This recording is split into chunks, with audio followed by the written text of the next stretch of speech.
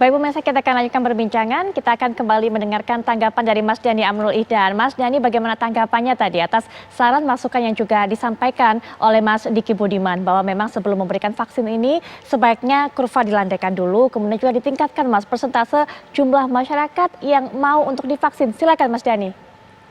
Baik, jadi dalam ekosistem vaksinasi itu ada 3 pilar, dari mulai perencanaan, proses pengadaan, dan juga proses pendistribusiannya. Jadi ini ekosistem vaksinasi yang saling terintegrasi yang tidak boleh dipisahkan. Makanya tadi saya sampaikan bahwa di awal pada saat fase perencanaan ini adalah inisiatif yang dilakukan oleh BUMN, oleh Pak Menteri BUMN untuk mencari sumber-sumber pabrikasi yang terbaik untuk Indonesia sesuai dengan karakteristik masyarakat Indonesia tentunya. Nah, kemudian proses pengadaannya. Nah, pada saat proses pengadaan ini berjalan, maka ada mekanisme yang dilakukan B2B dalam kerangka transfer of technology. Kalau kita berbicara koridornya adalah Sinovac, itu adalah B2B, ada namanya transfer of technology, di mana kita bisa berdiri di atas kaki kita sendiri untuk memproduksi vaksin ke depannya. Itu ada roadmap-nya untuk kita bisa memproduksi vaksin di bawah BUMN. Nah, kemudian ada pengadaan langsung, termasuk yang kemarin datang itu adalah bentuk pengadaan langsung. Dan juga proses pendistribusiannya. Nah, namun demikian, dalam kerangka vaksinasi tersebut kita juga melihat tren yang terjadi sekarang dalam kerangka kalkulasi angka pasien yang terkonfirmasi. Nah, kita kan juga melihat sekarang ini besar, eskalasi besar. Beberapa hari terakhir kemarin sudah sempat menembus angka 8.000. Nah, ini tetap kita kendalikan angka ini dengan memperbanyak 3T. Jadi 3T yang dilakukan oleh pemerintah termasuk testing itu diperbanyak. Karena kita perlu konsistensi untuk bisa mendekati angka WHO dan bahkan bisa menyamakan angka WHO. Jadi standar WHO ini kita kejar. Nah, jadi angka 230.000 per minggu ini juga harus kita kejar supaya sampai di angka itu. Nah, kita perlu konsistensi itu, 3T tetap berjalan, sehingga secara paralel dengan 3T yang jalan, kemudian persiapan vaksinasi yang juga kita siapin dalam proses pendistribusiannya, sehingga ini kita bisa membantu memberikan kepercayaan. Jadi kita juga bicara ekosistem ketahanan nasional ini, bahwa kerangka kesehatan itu memainkan peranan yang sangat penting untuk membangun ketahanan nasional kita.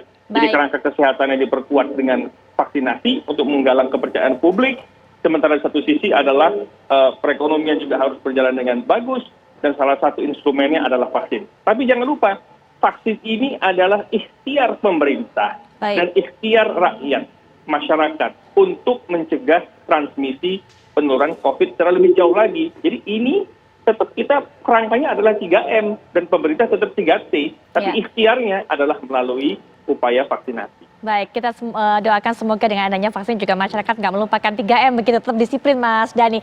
Mas Diki mungkin sebagai penutup bisa berikan pandangannya terakhir, termasuk juga mungkin bisa memberikan tanggapan terhadap apa yang disampaikan Mas Dhani. Ada ekosistemnya dibentuk, kemudian juga ada roadmap sehingga diharapkan Indonesia bisa produksi vaksin ini sendiri. Silakan Mas Diki. Pertama, tentu kita sambut baik tentang vaksinasi ini, tapi jangan lupakan bahwa untuk terjadinya keberhasilan target vaksinasi di Indonesia, kita perlu mencapai angka reproduksi serendah mungkin.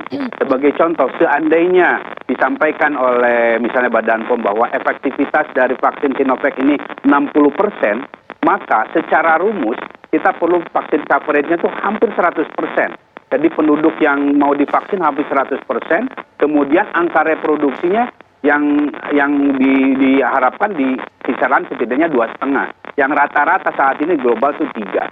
Nah, ini tentu berat ya. Vaksin coverage 100% berat, kemudian angka reproduksi juga kita akan sangat berbeda berbagai daerah. Oleh sebab itu, peran kita semua, peran pemerintah untuk melakukan yang disampaikan Mas Dhani tadi, testing dan segala macam, ini sangat penting, harus dieskalasi dari saat ini. Supaya angka reproduksinya kita bisa capai di bawah 2. Supaya apapun efikasi yang ditemukan dari Sinovac ini bisa kita pakai seandainya ternyata di bawah 60% misalnya, atau di kisaran 50-60. Kemudian kita juga mengantisipasi coverage dari masyarakat ini yang kita tahu masih di kisaran 50%, yang tentu peningkatannya akan butuh waktu walaupun sampai ke 70% sekalipun. Dan disitulah ada peran dari setiap masyarakat untuk melakukan 3M, sehingga kita punya peran yang paling signifikan untuk berperan dalam mengendalikan dan juga keluar dari situasi pandemi.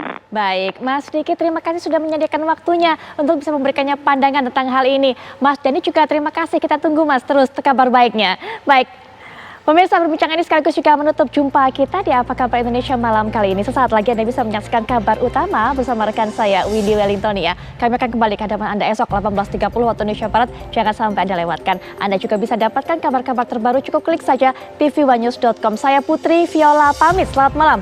Sampai jumpa.